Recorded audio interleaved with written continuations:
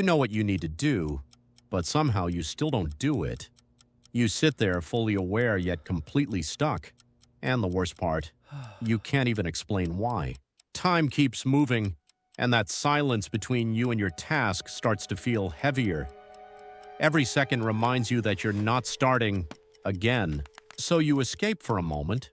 A scroll, a video, anything easier than the task in front of you.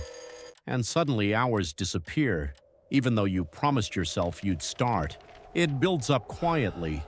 The tasks, the expectations, the pressure. Until even starting feels like lifting something too heavy for your mind. And the list never feels smaller. It grows in your head, not just on paper, until you don't even know where to begin anymore. So you freeze. Not because you don't care, but because everything feels tangled at once, and your brain chooses silence over struggle. Then the guilt comes in. You start calling yourself lazy, undisciplined, not good enough. But that label only makes it harder to move, and the cycle repeats. Think, delay, avoid, regret, then repeat again. It feels like you're stuck in a loop you can't break. But here's what most people never realize. Procrastination isn't a time problem. It's an emotion problem disguised as laziness. Your brain is constantly choosing between discomfort and reward, and it will always reach for what feels easier right now, even if it hurts later. That's why avoiding a task feels good for a moment. The stress drops instantly, even though the problem is still waiting for you. And underneath it all, there's often fear. Fear of failing, fear of doing it wrong, fear of realizing you're not as ready as you hoped. So every task feels heavier than it actually is, because your mind is attaching emotional weight to it before you even begin. Think about a student staring at homework, knowing exactly what to do, but still doing everything except starting.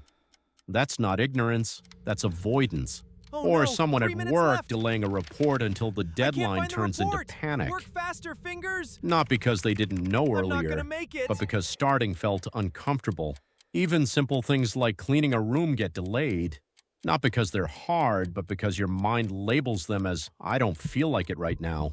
And when you finally see yourself clearly in those moments, it's uncomfortable, because you realize the problem was never time, it was resistance. But this is where it starts to change.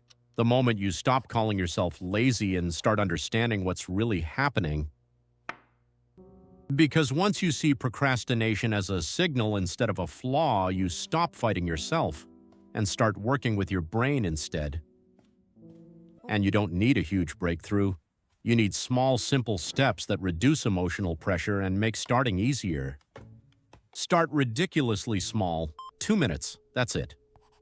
Just begin without expecting progress, only motion, because starting breaks resistance faster than planning ever will. Break the task into pieces so small they stop feeling threatening. When your brain sees clarity instead of chaos, it stops resisting as much. And remove friction. Put the distractions away before you begin. Don't rely on willpower.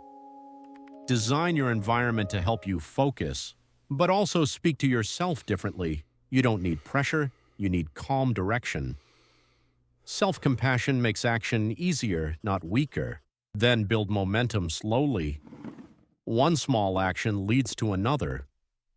Progress is rarely dramatic, it's usually just continuous. And if you fall back into delay again, don't restart the guilt cycle, just return. No punishment, no story, just continue. Because change doesn't happen when you become perfect. It happens when you stop quitting every time you slip. So the next time you feel stuck, remember this. You are not broken. You are just facing resistance. And every small step forward is already a win.